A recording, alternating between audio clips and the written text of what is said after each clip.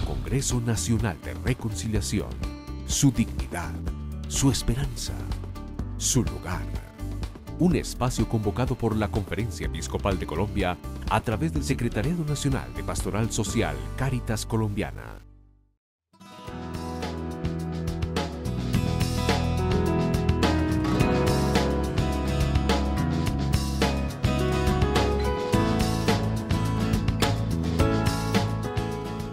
Como moderador quiero tomarme unos 5 minutos para hacer una pequeña contextualización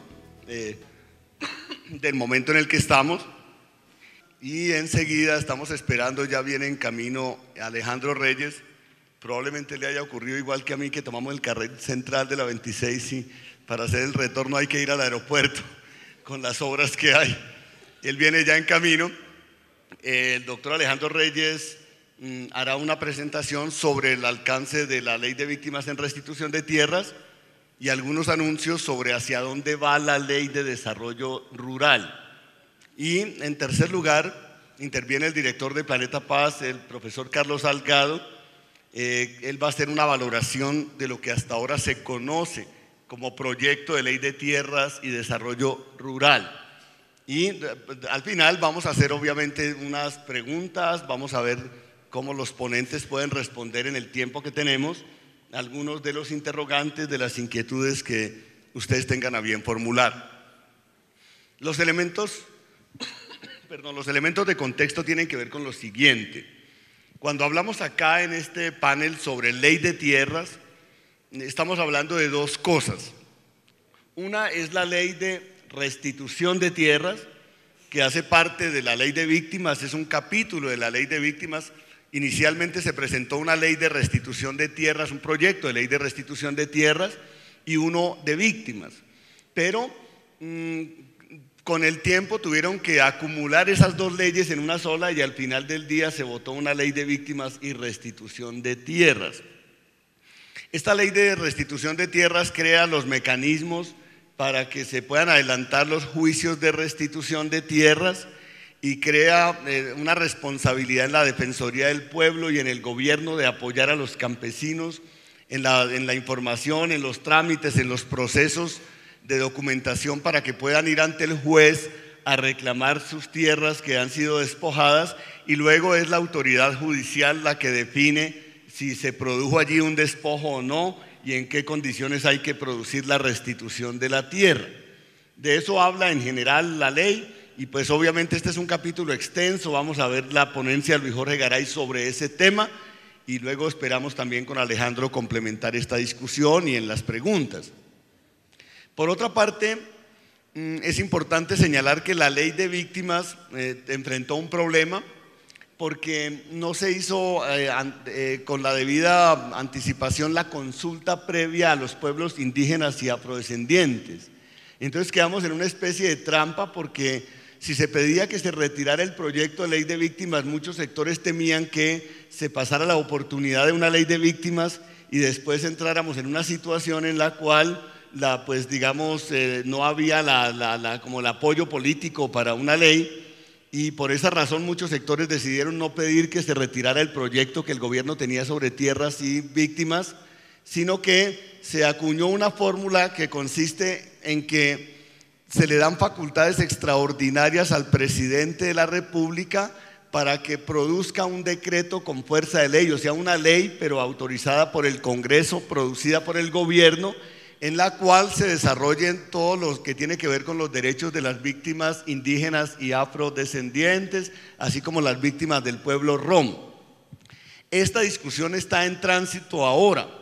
Ya, por ejemplo, el gobierno contrató una consultoría con la Universidad de los Andes, que ellos ya entregaron una primer propuesta que está en manos del gobierno, o sea que el gobierno pronto le va a presentar a las comunidades indígenas y afrodescendientes, al pueblo rom, les va a presentar una propuesta de lo que es ese decreto para surtir el trámite de la consulta previa. Los pueblos indígenas agrupados en la mesa de concertación y de los pueblos afrocolombianos, el pueblo rom, han venido trabajando también en su propia propuesta.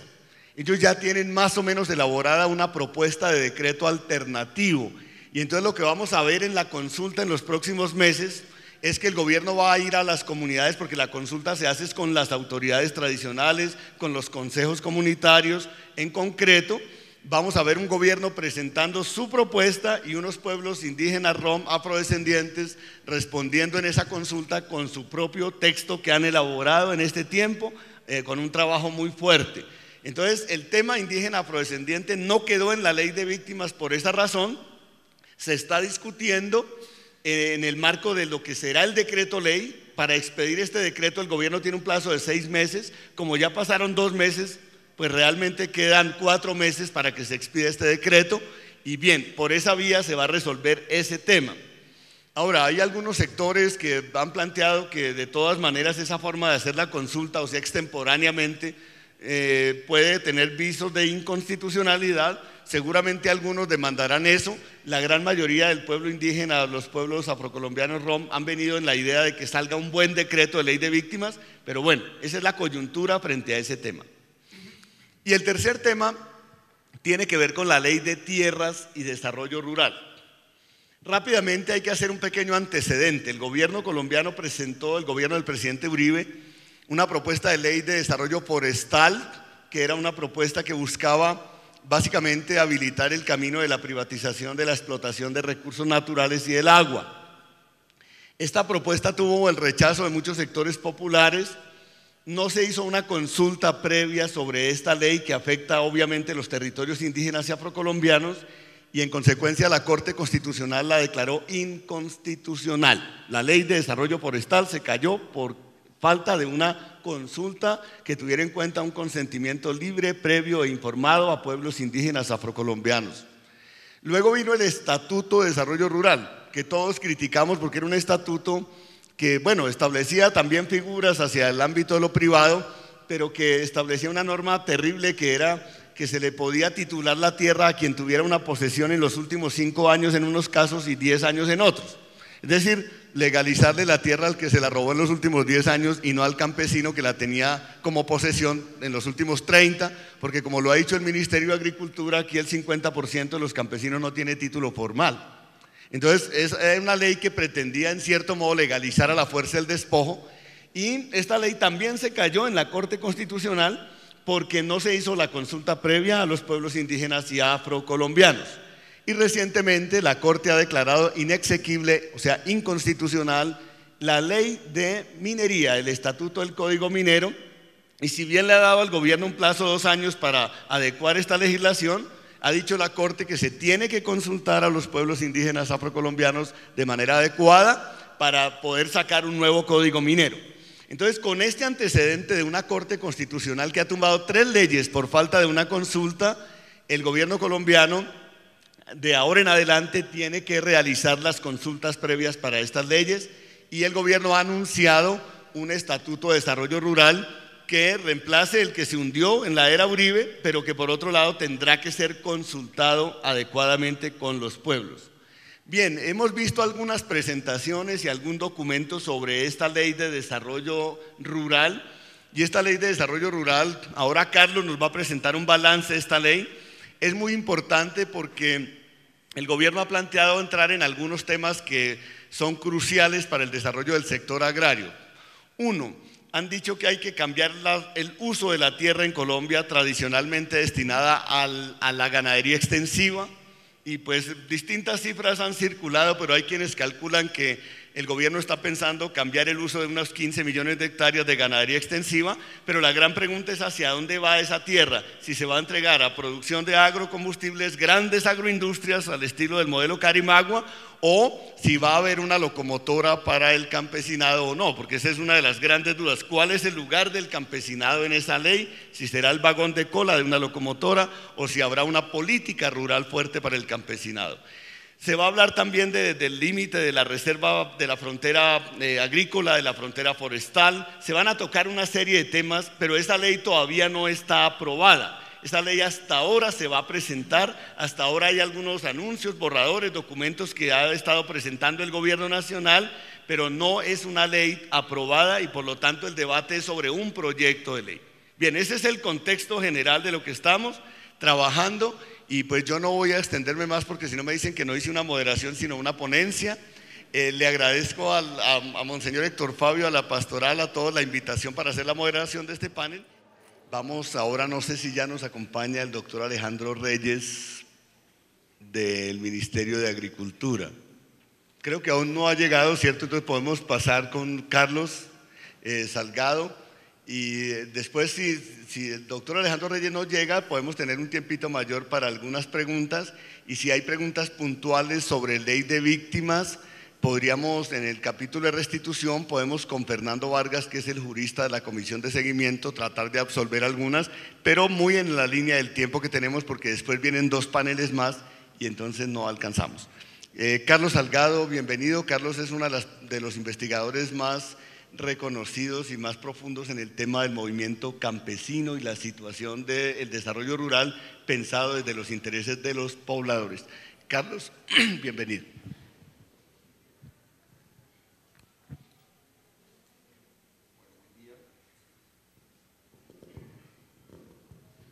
Aló, buen día.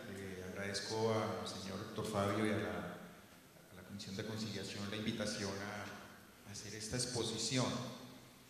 A mí me parece que es un momento bastante complejo en lo que refiere a los temas de tierras y desarrollo rural, y que hay que trabajar con mucho cuidado para poder saber qué es lo que está sucediendo. Porque lo que está de fondo es un intento de reorganizar profundamente el sector, de reorganizar todo su ámbito territorial, el sistema de producción agropecuario, la dinámica de la economía colombiana, cuando por ejemplo se proponen unas locomotoras, varias de las cuales actúan en el mundo y en los espacios rurales, y que por eso los eventos como este son muy importantes para que trabajemos conjuntamente qué es lo que está pasando y cómo puede beneficiar o afectar a las distintas comunidades que se mueven en el mundo rural, a las poblaciones afro, a los pueblos indígenas, al campesinado y muy en particular a las mujeres campesinas, que son uno de los grupos sociales más fuertemente afectados por todo lo que ha pasado en los últimos 50 años en el mundo rural. Entonces, había propuesto para mi intervención mirar en el tiempo que tengo disponible cuál es como el rompecabezas que se está organizando en torno a la problemática del mundo rural colombiano, que está íntimamente asociada con cómo es que se quiere recomponer un poco la vida institucional, social, política y cultural del país, a tono con un conjunto de relaciones internacionales que de todas maneras nos afectan y nos tocan de manera directa. Entonces voy a tratar de ser lo más claro posible, tocando básicamente 4 puntos muy rápidamente. Primero, como qué aspectos me parecen positivos de lo que está pasando, en particular incluso del comportamiento del actual gobierno. Segundo, cuáles son los aspectos desarrollados por las propuestas que tienen que ver directamente con la cuestión rural, en particular el proyecto que está siendo discutido actualmente sobre el desarrollo rural, la ley de víctimas. Tercero, cuáles son los riesgos que veo en el desarrollo de ese paquete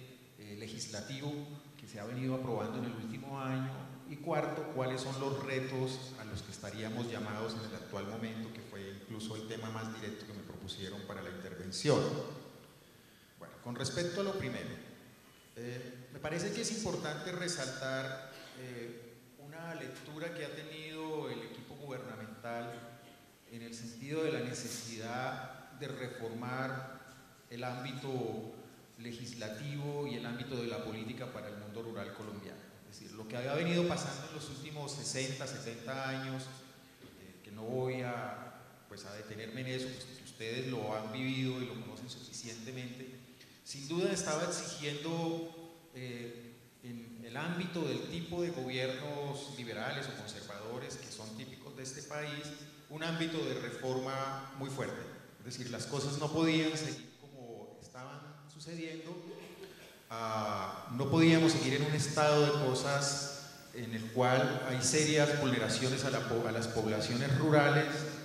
un estado en el cual hay unas tendencias muy fuertes o dificultades muy grandes, por ejemplo, para extender la producción agrícola en un sector con una pereza histórica y tradicional que no le ha permitido superar nunca la explotación de más allá de 4.5 millones de hectáreas, mientras crece y crece la frontera agropecuaria básicamente en pastos o usos no productivos. Es necesario trancar en definitiva la vulneración tan seria que se hace sobre las poblaciones rurales en términos que tiene expresiones tan serias como el desplazamiento de población. Es necesario hacer algo para desconcentrar la concentración de la propiedad de la tierra, y es necesario hacer algo para dinamizar como los aspectos productivos de democracia, de participación y de cultura en los ámbitos rurales. Entonces, sin duda, pareció o generó un ambiente como de cierto entusiasmo o de expectativa positiva el que el gobierno anunciara una serie de reformas para tocar estos aspectos, y que son las que pues hoy día nos tienen sentados en esta mesa y en una multiplicidad de eventos que se realizan sobre el tema en el país. Entonces, digamos, ahí me parece un aspecto positivo que debe invitarnos a participar activamente en términos de todos los procesos legislativos, jurídicos que se están moviendo para animar un conjunto de reformas en torno a lo que pasa en el mundo rural. Esos anuncios estimulantes que se dieron en comienzo, pues buscan en voz del presidente o del ministro cosas como, por ejemplo, el reconocimiento de la deuda social que tiene el Estado colombiano con las poblaciones rurales, bajar el impacto de la ganadería improductiva para ceder más tierras a la producción agrícola, incrementar esa área de producción agrícola, reconocer incluso el papel del campesinado y de los grupos étnicos, los aportes diferenciales tal como lo han enunciado en sus discursos, construir una nueva institucionalidad para el sector que había sido desvencijada en los últimos 15 años por los cambios en la perspectiva y en el enfoque sobre el desarrollo rural, y construir una institucionalidad más acorde con lo que se ha propuesto hacer, restituir una porción de tierras a la población que ha sido despojada y desplazada, y recuperar la producción alimentaria hasta el punto que la denuncian como una de las locomotoras de la economía hacia el futuro. Entonces me parece que estos aspectos tienen una importancia simbólica importante, que se han puesto sobre la mesa en el debate y que llaman a recomponer un poco las prácticas sociales, culturales y políticas para enfrentar el actual momento. Bueno, ahora, ¿cuáles son los aspectos desarrollados para tratar de hacer esto que el gobierno ha dicho? Y después paso a los aspectos críticos para que miremos qué es lo que está pasando ahí.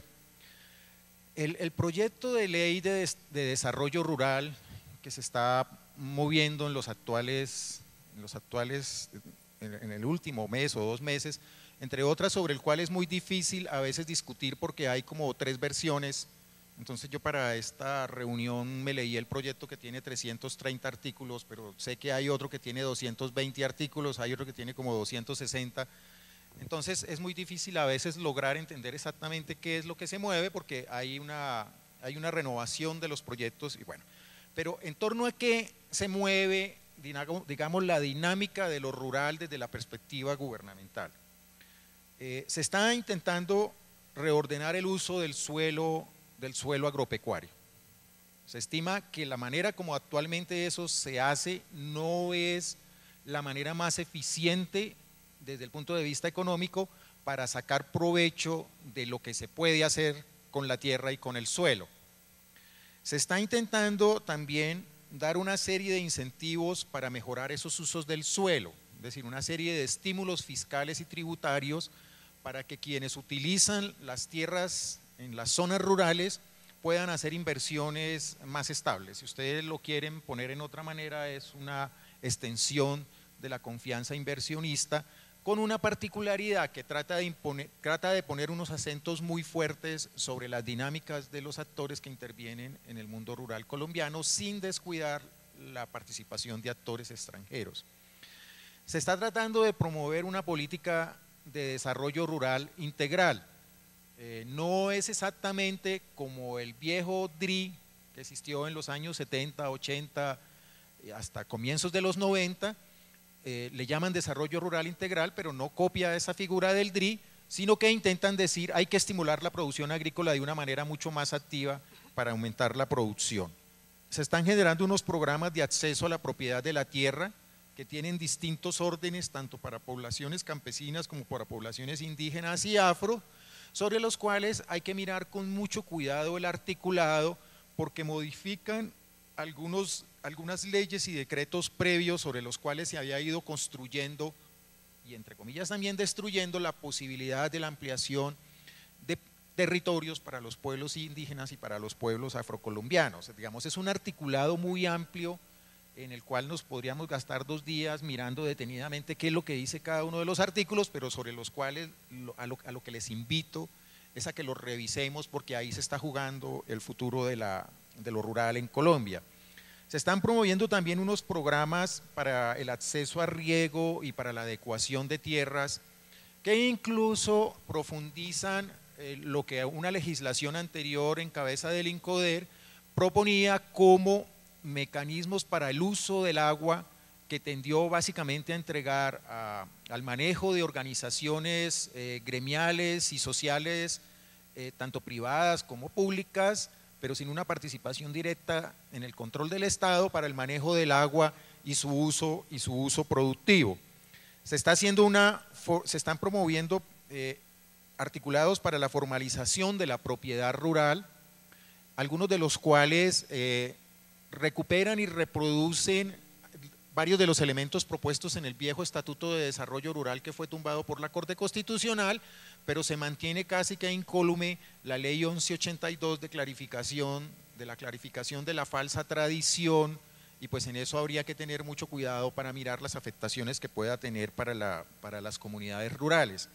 Y se está generando también como unas nuevas relaciones sobre el Ministerio Público en lo que tiene que ver con la intervención de la Procuraduría y la Contraloría en términos del manejo y la relación con el gobierno central para el control de las políticas públicas sobre el mundo rural. Entonces, como ustedes ven, es un paquete bastante complejo de propuestas, de iniciativas que se están moviendo, que difícilmente a veces se pueden evacuar en una charla de 20 minutos, pero creo que a lo que está invitando a las organizaciones sociales a que intervengamos fuertemente en el entendimiento de lo que se está pasando, lo que se está proponiendo, y podamos discernir sobre los aspectos positivos y los aspectos que consideremos negativos de hacia dónde se está buscando encauzar el mundo rural colombiano. Entonces, hay una amplia declaración de principios sobre lo que se quiere entender sobre desarrollo rural, pero muy en términos generales, la propuesta del gobierno se mueve sobre un enfoque que fue ganando fuerza desde los años 90 en torno a que lo rural no puede relacionarse solamente con la producción agrícola, sino que tiene que abrirse al campo de la explotación del conjunto de los recursos disponibles en el mundo rural, es decir, la explotación de los recursos mucho más intensa de los recursos mineros, de los bosques, del agua, del agroecoturismo, porque se estima que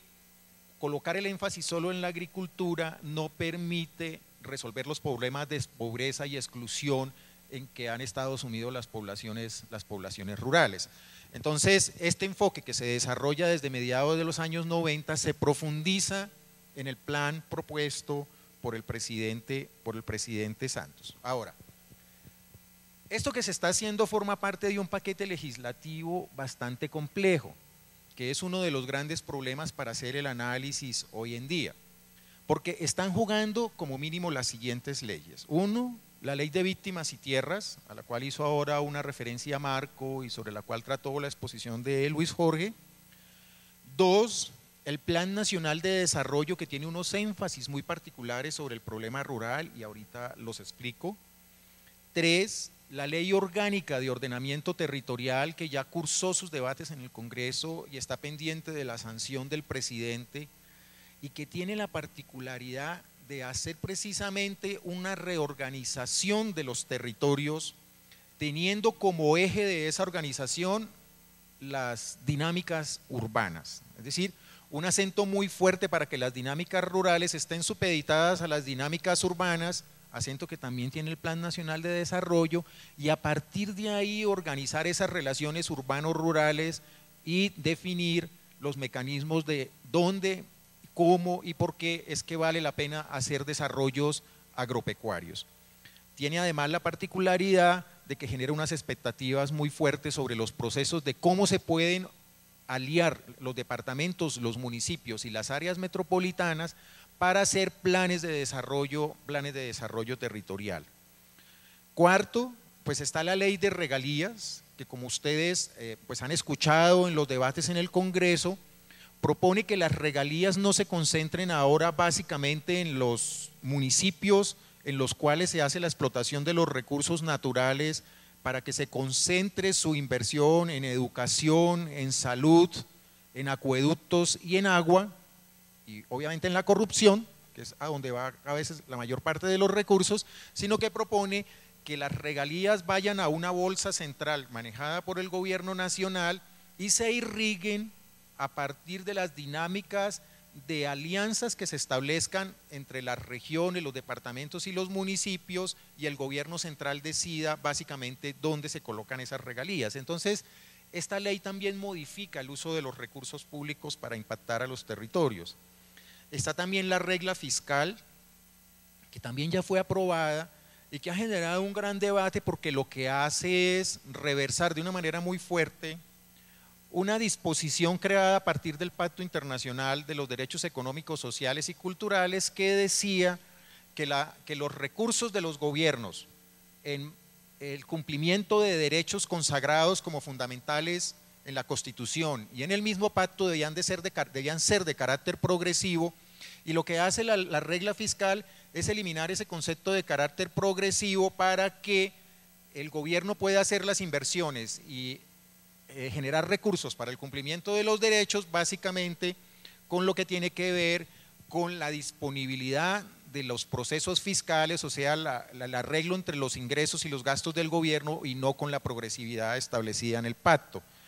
Entonces, como ustedes ven, se está jugando un conjunto de leyes que tienen cruces entre sí, que tienen autonomías y que hacen hasta el momento muy difícil entender exactamente hacia dónde es que marcha el rumbo de las cosas, lo que nos obliga a estar muy atentos para saber cuáles pueden ser los impactos que vamos a sufrir o de los cuales nos vamos a beneficiar en el desarrollo de la política del actual gobierno. Bueno, ahora, ¿cuáles son los riesgos que yo aprecio en esto para pasar a los retos? Uno, si uno observa con cuidado el trasfondo de estas políticas, en particular del Plan Nacional de Desarrollo, que es la línea básica de comportamiento del gobierno, uno encuentra que se comporta con unas unidades de análisis o unos conceptos que tienen pues elementos positivos y tienen elementos de alto riesgo. Por ejemplo, toda la lógica del Plan Nacional de Desarrollo descansa sobre los conceptos de competitividad, emprendimiento y empleabilidad. Es decir, se hace desarrollo económico para que seamos competitivos en las dinámicas de la economía mundial, para que se generen procesos de emprendimiento que son entendidos básicamente como tratar de llevar a la población a que genere la capacidad de ser empresario, y para que se promueva la creación de empleos, en tanto que se estima que solamente a partir de la generación de ingresos es como la población puede acceder a los derechos, o casi más que a los derechos, a los servicios. Es decir, si no tenemos ingresos no podemos pagar la educación, no podemos pagar la salud.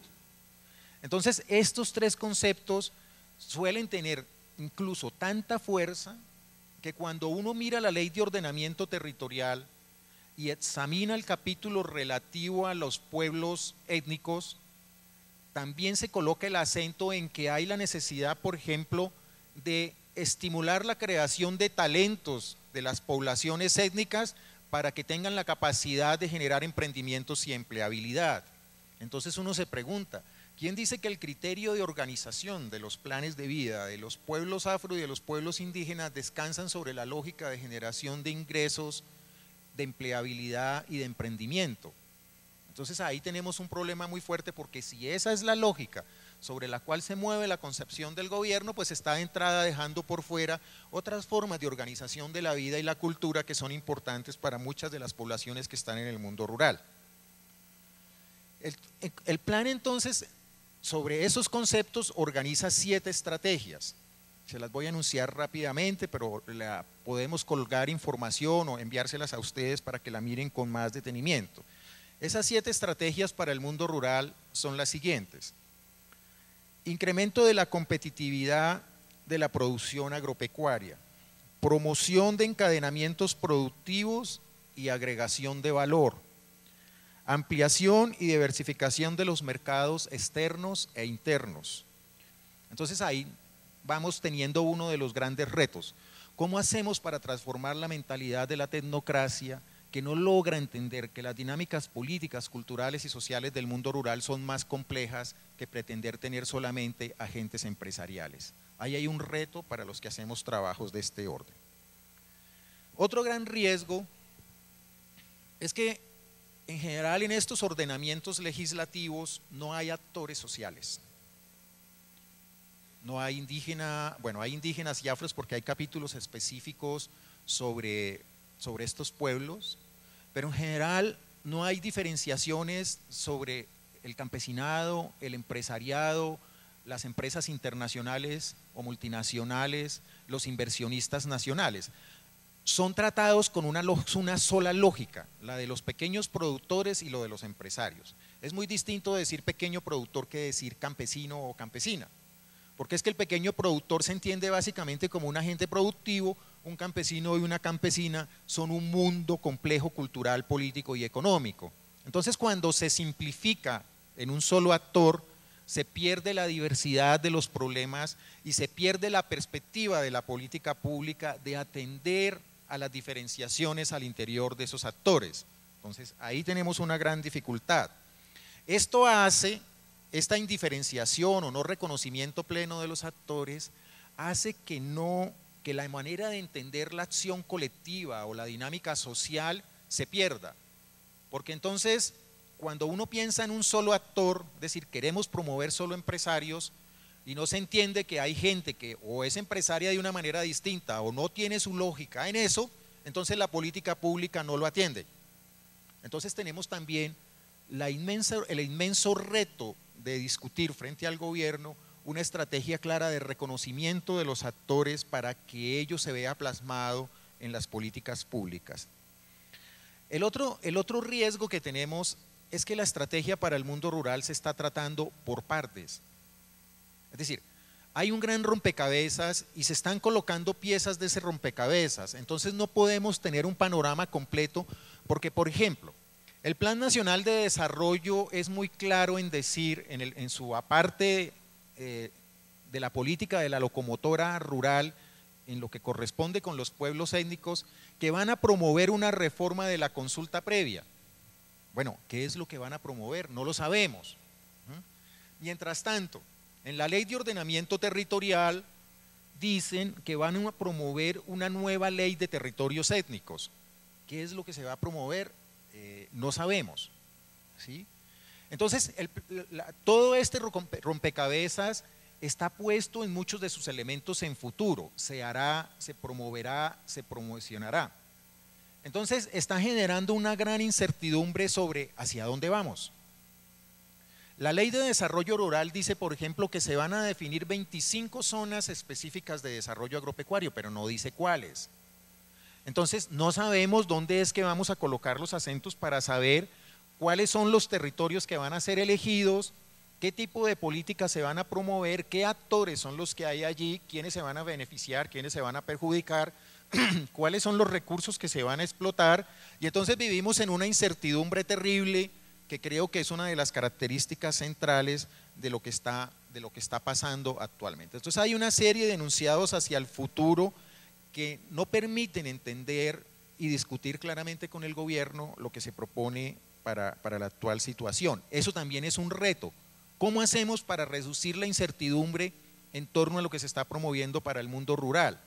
¿Cómo hacen las víctimas para tener certeza sobre si el aparataje institucional que se está generando es un aparataje que realmente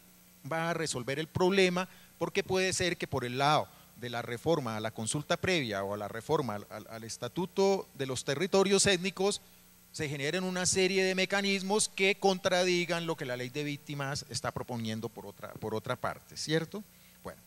el otro riesgo, para terminar, son dos, los otros dos riesgos, es lo que tiene que ver con una significativa reducción de la participación de las organizaciones sociales populares en todo el esquema institucional que se está desarrollando a partir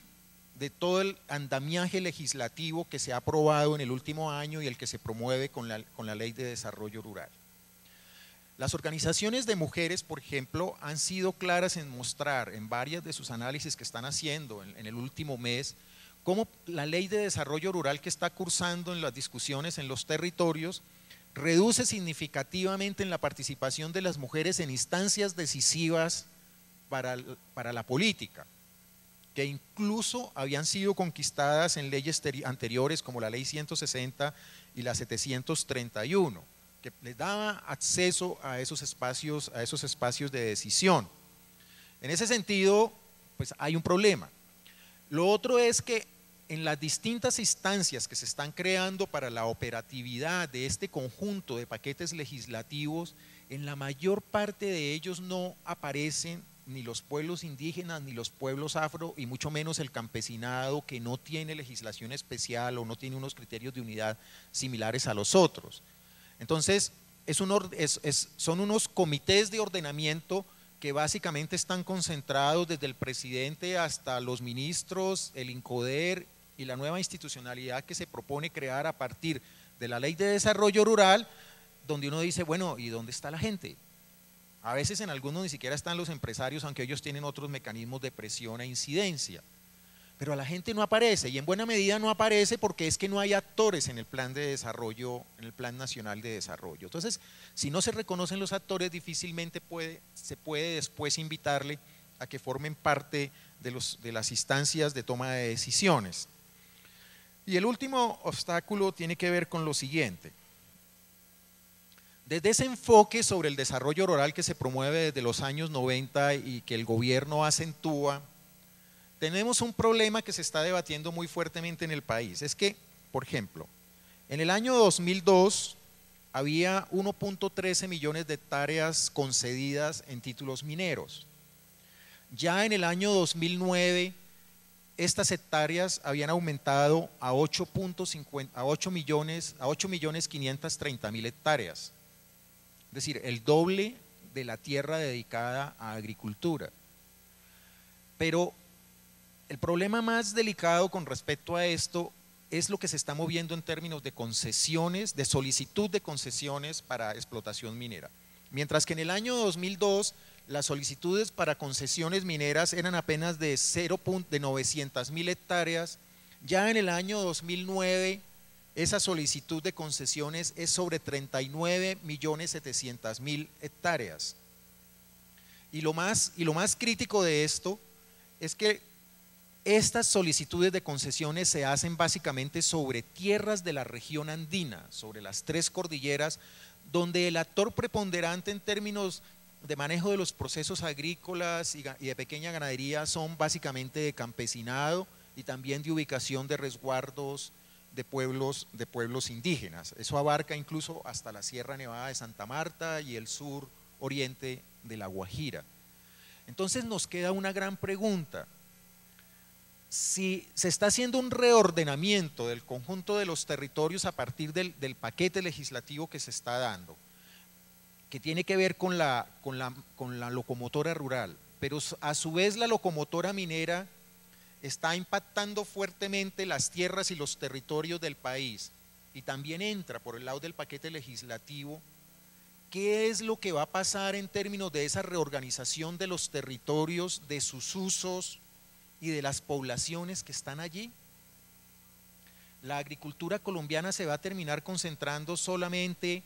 en la altillanura y en unas cuantas islas productivas al interior del país, y el resto de las tierras y territorios se van a conceder a la maquinaria, a la locomotora minera. ¿Qué va a pasar con las poblaciones cuyas habilidades, historia, experiencia está ligada a procesos agrícolas y de la pequeña ganadería y de las especies menores?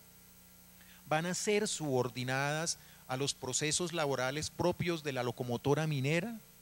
Es decir, por eso les digo, no es un momento de muchas certezas sobre las transformaciones que se dan en el mundo rural, sino un momento de muchas incertidumbres y de muchas preguntas, y creo que el reto más grande que afrontamos en términos de la implementación de estas leyes en el actual momento es, no sabemos exactamente qué va a pasar, pero tenemos que estar listos porque hay en marcha un proceso de transformación muy profunda.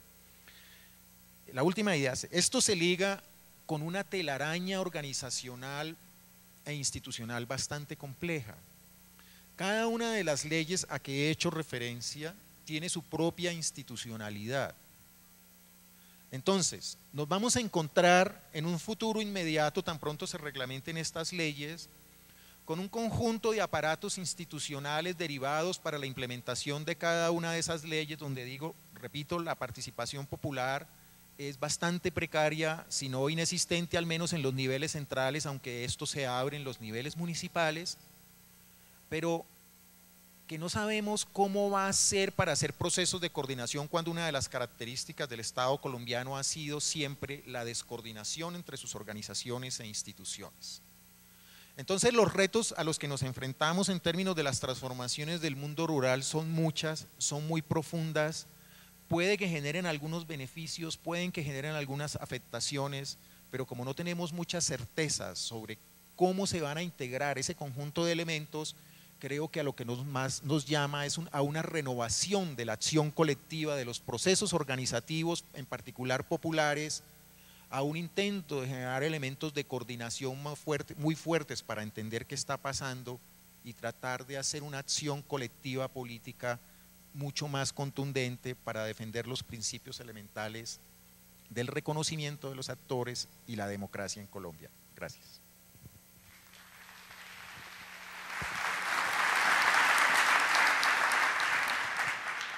Bueno, gracias a Carlos Salgado, yo creo que ha quedado muy claro un panorama y un instrumento de análisis para pensar los nuevos elementos que se vienen en Colombia con el gobierno actual en relación con el modelo de desarrollo rural, pero también los riesgos, también los desafíos para el movimiento social.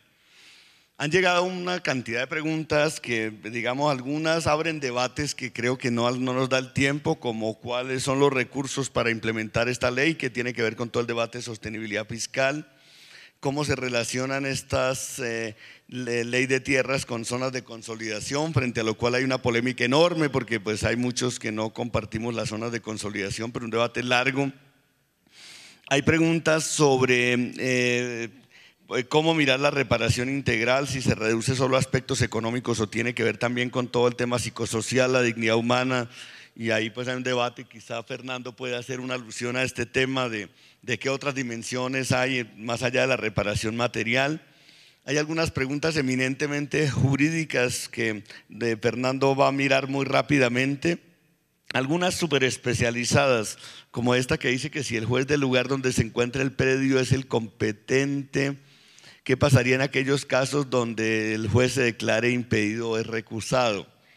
De otras especializadas tienen que ver con esto, frente al tema de la no existencia de matrículas inmobiliarias en la mayoría de los terrenos despojados o abandonados por el desplazamiento. La ley contempla que la unidad de tierra será la encargada de dar inicio a la apertura de estas matrículas. Sin embargo, no se sabe cuándo se va a dar esa apertura. ¿Qué pasaría con terrenos que tengan falsa tradición, se encuentren englobados o tengan doble titulación? Entonces hay una serie de debates muy especializados sobre eso. No, obviamente resolver esos temas da para una hora. Entonces vamos a hacer una alusión simplemente muy breve.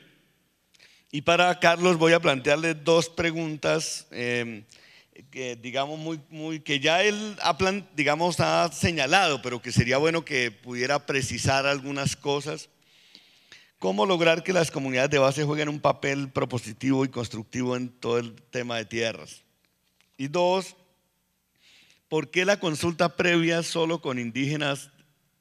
pueblos afrodescendientes y rom? ¿Por qué no se consulta a la mayoría de la población rural, al campesino? No entiendo esta diferencia. ¿El campesino no es sujeto de derechos? Bueno, eso me parece que son preguntas que… Entonces voy a darles la palabra a ellos muy rápidamente para que puedan mirar estos dos conjuntos de preguntas, y yo cierro con un comentario de 2 minutos para mencionar 2 puntos que me parecieron absolutamente, digamos, estratégicos. Fernando. Buenos días. Mi nombre es Fernando Vargas Valencia, hago parte del equipo del profesor Luis Jorge Garay, quien reitera pues su saludo y su agradecimiento a la organización por permitir compartir algunas reflexiones, y pues por petición del moderador y por autorización también del profesor Garay, voy a compartir también el intento de responder estas 3 preguntas que, como lo anunció Marco, son bastante complejas. La primera, que tiene que ver con la reparación integral. Yo estoy completamente de acuerdo y nuestro equipo está completamente de acuerdo con la propuesta de la pregunta. Es decir, la reparación tiene que comprenderse desde el punto de vista de la integralidad de las medidas de reparación, que se tienen que ver en 2 escenarios que son complementarios, y cualquier forma de buscar el obstáculo al acceso a cualquiera de los 2 escenarios sería ilegítima desde cualquier punto de vista, y es el escenario judicial y el escenario administrativo.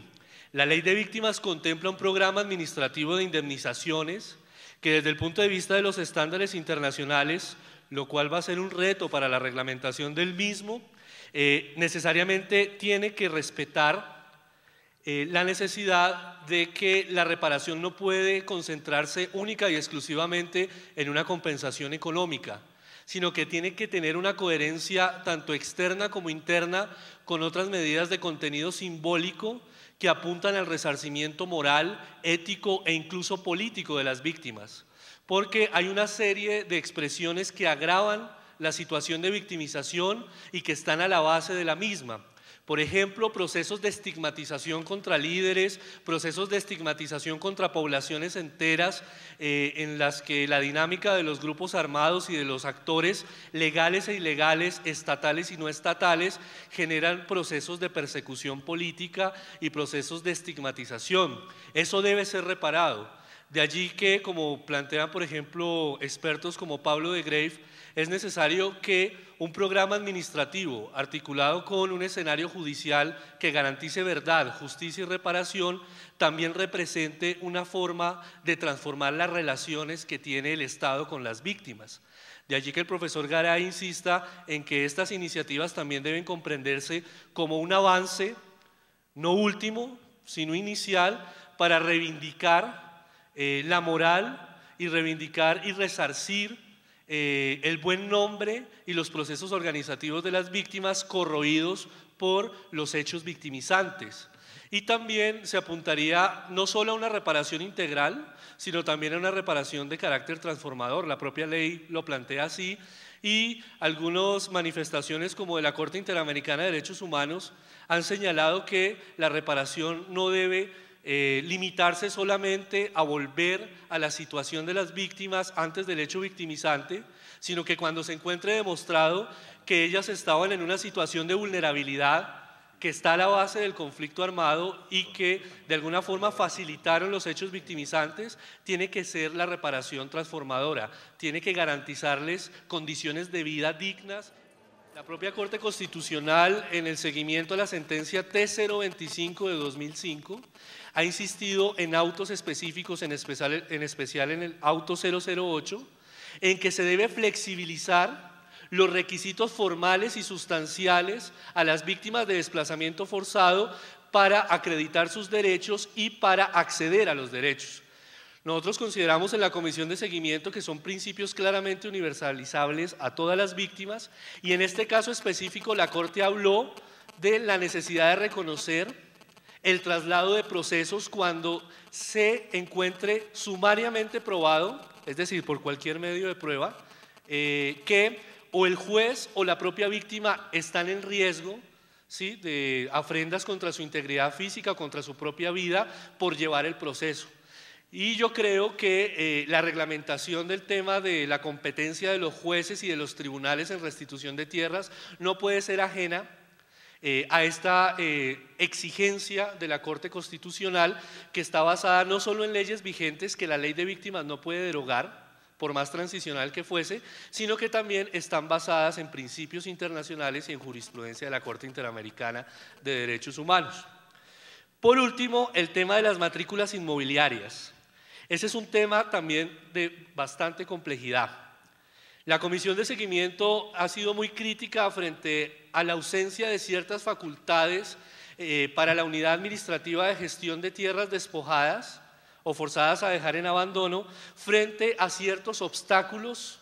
procesales y normativos que la propia Corte Constitucional en el auto 008 que acabo de citar ha identificado como obstáculos de acceso a la justicia, que fue un poco en lo que se concentró la exposición del profesor Luis Jorge Garay. Este es un claro obstáculo que, si no se reviste de facultades extraordinarias y transicionales a la unidad administrativa en favor de las víctimas, para tomar decisiones de fondo en cuanto a evitar las demoras para que todas esas complejidades sobre la situación jurídica de los predios objeto de restitución sean resueltas en el menor tiempo posible y con criterios de justicia, todo va a quedar en manos del juez. Y cuando este tipo de complejidades quedan en manos de los jueces, en un proceso tan complejo como el de la restitución de tierras, que es un proceso masivo y sistemático de despojo y abandono forzado, no solo de predios, sino también de territorios,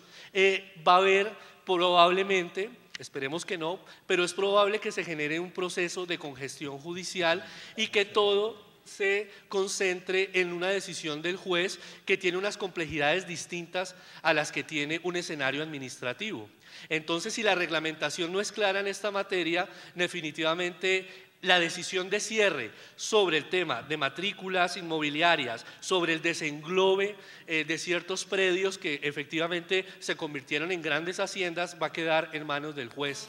De allí que algunos actores hayan insistido en algo que en su momento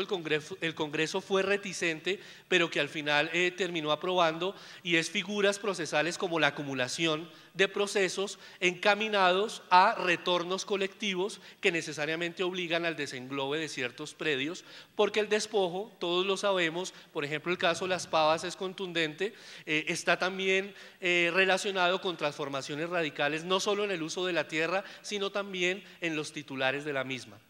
Espero pues haber contribuido un poquito. Muchas gracias. Bueno, gracias Fernando. Vamos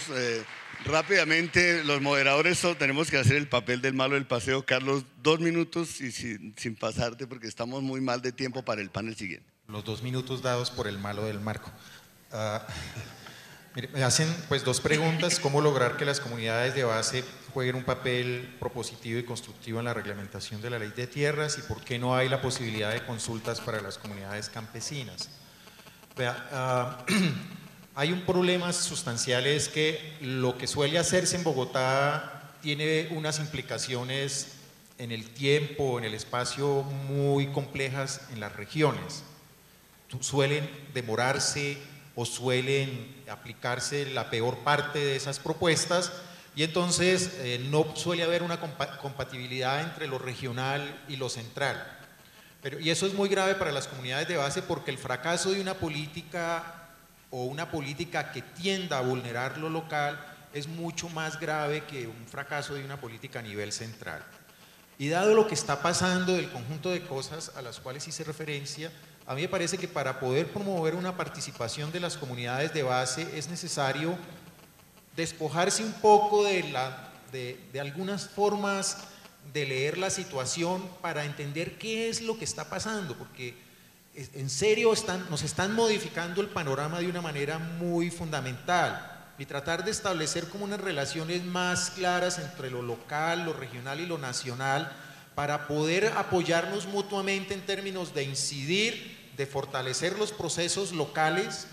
que impidan que ese fracaso o esa forma de impacto de las políticas en lo local terminen transformando su mundo y en Bogotá supongan que es que las cosas están marchando bien.